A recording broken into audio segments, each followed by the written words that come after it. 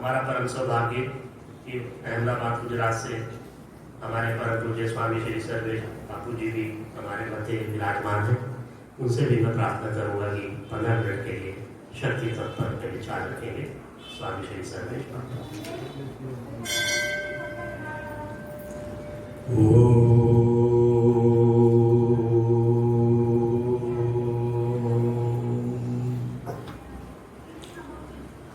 ओंकारं बिंदु संयुक्तं नित्यं ध्यायन्ति योगिनः कामदं मोक्षदं चैव ओंकाराय नमो नमः। सदाशिवसमारम्भां शङ्कराचार्यमध्यमाम् अस्मदाचार्यपर्यन्तां वन्दे गुरुपरम्पराम्।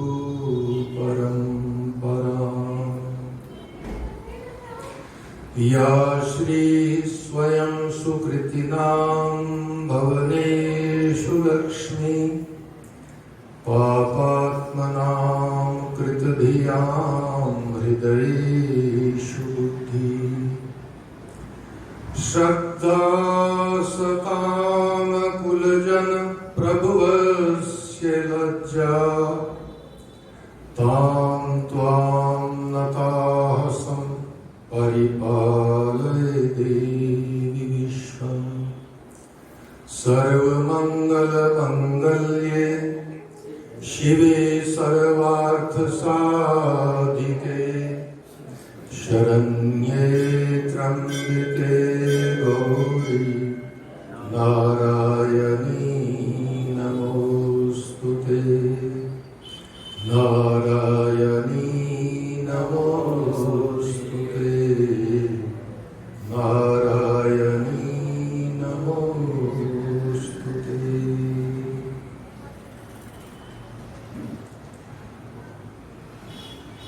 पराम्बा मां भगवती जगदम्बा के चरणों में सादर प्रणाम वंदन करता हुआ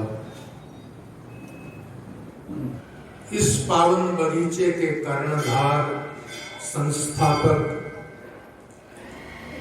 हमारे परम पूजनीय अर्चनीय वंदनीय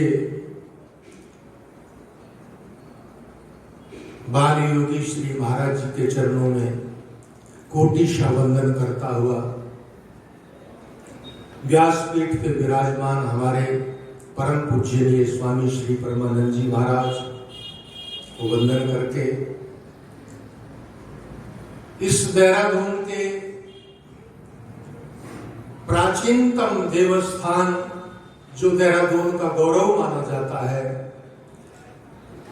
ऐसे टपकेश्वर महादेव जंगम शिवालय से हमारी संत परंपरा के हमारे अखाड़े के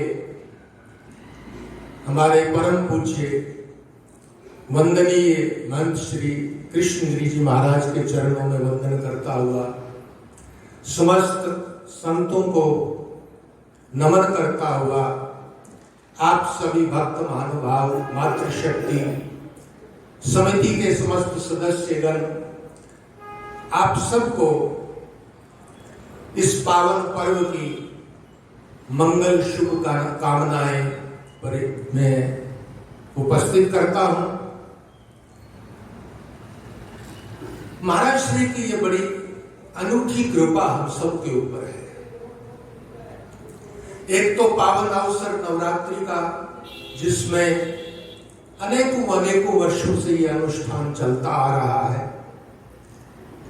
उसमें भी ये त्रिदिवसीय जो शक्ति महासम्मेलन का कार्यक्रम होता है, इसमें विविध रूप में दूर दूर से हमारे संत महापुरुषों का आगमन, ये बाबा जी की ऐसी कृपा है। और संतों के आगमन से हमें महापुरुषों की वाणी का श्रवण करने का लाभ प्राप्त होता है। वस्तुतः शक्ति तत्व के ऊपर तो क्या बोला जाए। वो मां भगवती कहां नहीं है? सर्वस्वरूपे सर्वेशे सर्वशक्ति समन्विते भय अभयस्त्राहिनो देवी दुर्गे देवी नमोस्तुते। उसकी स्तुति करते हुए महापुरुष कहते हैं सर्वस्वरूपे सर्वेशे, वो सर्वस्वरूप में वो शक्ति ही समाई हुई है। सर्वेश्वर परब्रह्म परमात्मा जो है वो भिन्न नहीं है। शक्ति और ब्रह्म दोनों एक ही हैं और सर्वत्र कण कण में समाये हुए हैं।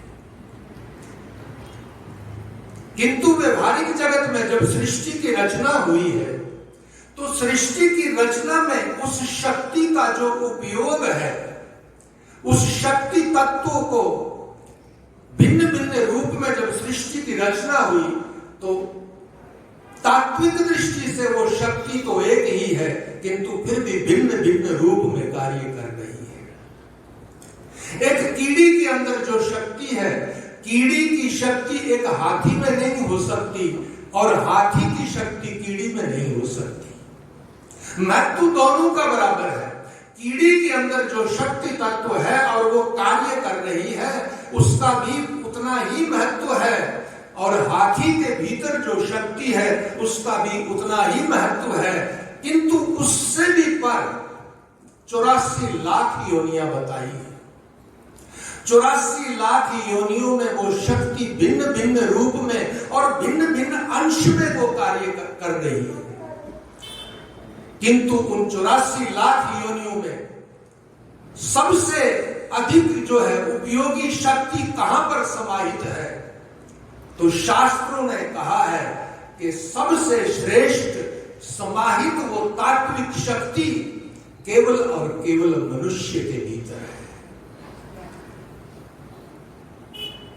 शक्ति सर्वत्र है, सब में है, अपने अपने ढंग से कार्य कर रही है, किंतु उस तात्विक शक्ति का सही उपयोग कौन कर सकता है? वो मनुष्य कर सकता है। इसीलिए इस मनुष्य शरीर की बड़ी भारी महिमा गाई गई है। बुद्धि के रूप में वो शक्ति हमारे भीतर है, श्रद्धा के रूप में वो शक्ति हमारे भीतर है, भाव के रूप में वो शक्ति हमारे भीतर है, विद्या के रूप में वो हमारे भीतर ही वो शक्ति है। किंतु उसका यथार्थ उपयोग करना यदि हमको आ जाए तो जीवन धन्य हो जाएगा। अन्य योनियों में उस शक्ति का वैसा अनूठा उपयोग नहीं हो सकता जितना सुंदर उपयोग मनुष्य शरीर में हम उस शक्ति का उपासना में कर सकते हैं। न अन्य योनियों में उस शक्ति का उस ढंग से उपयोग हो सकता है। यहां तक के देवता लोग भी उस शक्ति का जैसा उपयोग हम कर सकते हैं उपासना में, वो देवता भी नहीं कर सकते। इसलिए देवता भी इस मनुष्य चोले की महिमा गाते हैं। भागवत शास्त्रों में, पुराणों में देवता कहते हैं अहो अमीशाम किम्मकारिशो विनम प्रसन्न एशाम सुदुत स्वयं हरि ये जन्म लब्धम निशुभारिता जिरे गोविंद सेवो कैकम सुप्रियाहीना। देवता कहते अहो, इन मनुष्यों ने ऐसे कौन से पुण्य कर्म किए जो इनको इतना सुंदर प्रभु भक्ति करने जैसा मनुष्य चोला परमात्मा ने इस भारत जैसी पावन भूमि के ऊपर दिया है। देवता लोग कहते हैं यदि हमारा जन्म भी इस भारत भूमि के, इस सनातन भूमि के किसी कोने में हुआ होता, किसी वैष्णव के घर में हुआ होता, कहीं यहाँ पर हमको भी संतों का, महापुरुषों का संग मिला होता, तो देवता लोग कहते हैं कि हम भी उपासना करते, हम भी भक्ति करते, हम भी उस परमात्मा का आराधन करते और उस परमात्मा के, उस शक्ति के चरणों में एक हो जाते। किंतु ये सौभाग्य देवता लोग कहते हैं हमको प्राप्त नहीं हुआ है। ये सौभाग्य किसको प्राप्त हुआ है? जिसको भारत जैसी सनातन भूमि के ऊपर मनुष्य का शरीर प्राप्त हुआ है। मनुष्य देह प्राप्ति के बाद अब तो महापुरुषों ने जो बगीचा लगाया है, अथवा तो ये महापुरुष दूर दूर से आकर के हम लोगों को जो उपदेश के द्वारा जागृत करना चाहते हैं, शक्ति हमारे भीतर है, परिपूर्ण शक्ति है। तत्व से हम उस परमात्मा के हैं, तत्व से हम उस मां के हैं, क्योंकि उसी की शक्ति भीतर कार्य कर रही है। किंतु उपयोग तब हम कर पाएंगे उस शक्ति का जब दिशा मिलेगी। मनुष्य शरीर मिल गया, ये तो अहेतु की कृपा, हमारे पूर्वकृत पुण्यों के कारण परमात्मा ने मनुष्य शरीर तो हमको दे दिया, किंतु अब अपने ऊपर स्वयं कृपा करना है। अर्थात सत्संग का यथार्थ कैसे लाभ लिया जाए, अपने आत्म स्वरूप को जानने की हम कैसे युक्ति करें कि हम भीतर से उस तत्व को फिर प्रकट कर पाए। वो तत्व भीतर है। बाहर से जो हम उपासना करते हैं, हमारे सनातन संस्कृति के अंदर पंचदेव उपासना का सुंदर विधान है। हम जो है मूर्ति के रूप में स्थापना करके भगवान की पूजा करते हैं, पंचदेव की उपासना करते हैं। तो मूर्ति को पहले हम लेकर आते हैं, स्वयं हमारा संकल्प होता है। उसके बाद मूर्ति को जब हम लाते हैं, फिर हम देव मंदिर में उसको प्रतिष्ठित करते हैं, संकल्प हमारा होता है। फिर प्रतिष्ठित करने के बाद फिर हम स्वयं उस देव की उपासना करते हैं। फिर वो मूर्ति नहीं रहती, फिर वो साक्षात परमात्मा, साक्षात जगदम्बा, साक्षात शिव, साक्षात गणेश, साक्षात सीताराम, साक्षात राधे श्याम, ये साक्षात परमात्मा है हमारे लिए। क्योंकि जब प्राण प्रतिष्ठा हो गई, फिर वो हमारे लिए भगवान है। किंतु ये संकल्प जितने भी हुए, वो कहां से उत्पन्न हुए? वो हमारे भीतर से उत्पन्न हुए संकल्प है। पहले कल्पना हुई, भावना हुई कि हम मूर्ति लेके आए, फिर हमें ये कल्पना भावना हुई कि हम प्राण प्रतिष्ठा करके उपासना करें, तो ये बाह्य उपासना है। लेकिन इससे भी ऊपर भीतर एक परम तत्व है। जब वो परम तत्व जागृत हो जाता है, उसी का नाम शक्ति तत्व है। वो हमारे भीतर ही है। बाह्य उपासना हमारे लिए सहायक है, साधना पथ में सहायक बन करके बाह्य उपासना से हम उस भीतर के परम तत्व तक हमको जाना है। हमें उस अपने निज स्वरूप तक जाना है, अपने वास्तविक स्वरूप को जानना है कि वस्तुतः हमारा वास्तविक स्वरूप क्या है। क्या हम ये देह हैं? नहीं, हम उस देह से पर हैं। पर यानी उस परमात्मा के ही पूर्ण अंश है, सुखमय है, आनंदमय है, फिर भी संसार में आकर के सुख और दुख का अनुभव कर रहे हैं। क्यों? क्या कारण है? कारण यही है कि हम अपने स्वरूप को अभी पहचान नहीं पाए।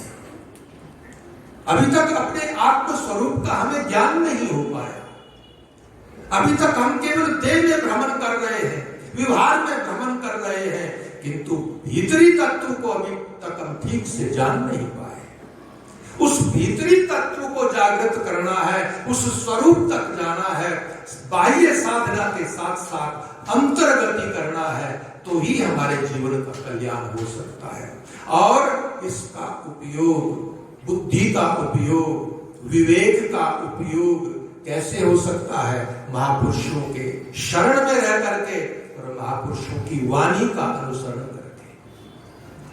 संत महापुरुष सदगुरु जन हमको जो सन्मार्ग बताते हैं, उस सन्मार्ग के ऊपर चल करके जब तक हम भीतर गति नहीं करेंगे, तब तक सच्चे सुख को, सच्चे आनंद को प्राप्त नहीं हो पाएंगे। सुख भीतर है, बाहर नहीं है।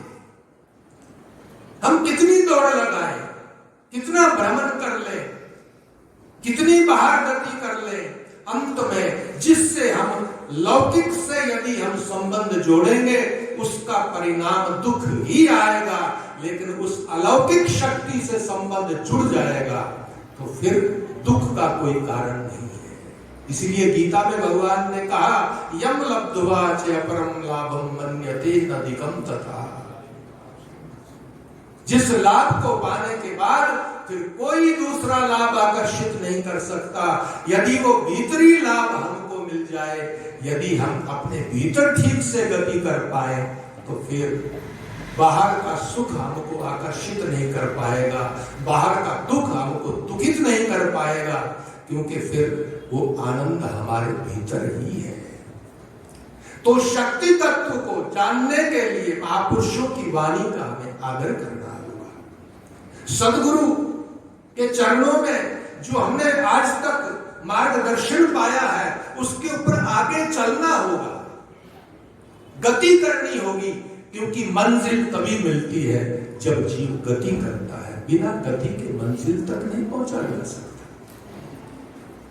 गति किए बिना तो हम साधारण लौकिक स्थानों को भी प्राप्त नहीं कर सकते, गति करनी पड़ती है। तो ये जो 3 दिवसीय शक्ति सम्मेलन का कार्यक्रम नवरात्रि के मध्य में होता है, इसका उद्देश्य यही होना चाहिए हमारे जीवन का कि हम गति करें, गति करें, गति करें। परमात्मा ने कृपा कर दी है, मनुष्य शरीर दे दिया। अब तो इस मनुष्य शरीर को पाने के बाद अपने ऊपर स्वयं कृपा करना है।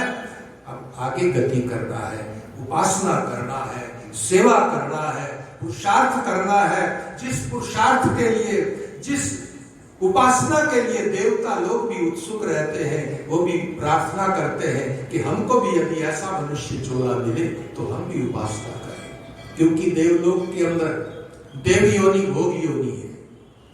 किए हुए पुण्यों का फल देवताओं को मिला है, वो पुण्य भोग रहे हैं, लेकिन नया पुण्य करने के लिए उनके पास स्थान नहीं है।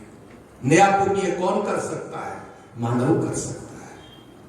हमारे पास पुण्य करने के स्थान है, पुरुषार्थ करने के स्थान है, सेवा करने के स्थान है, सत्संग करने का समय है और स्थान है, ये मनुष्य के पास है।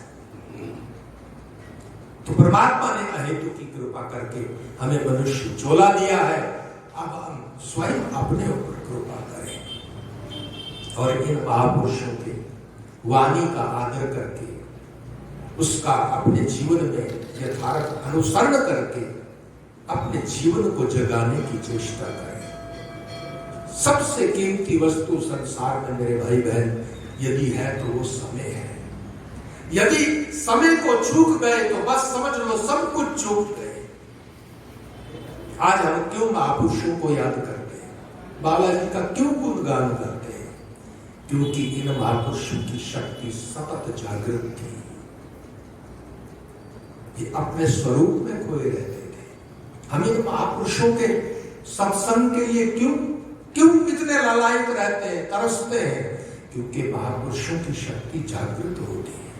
और जगा कौन सकता है? जो स्वयं जागा हुआ है। जो स्वयं जागा हुआ नहीं है वो दूसरे को कैसे जगाएगा? महापुरुष जागृत रहते हैं।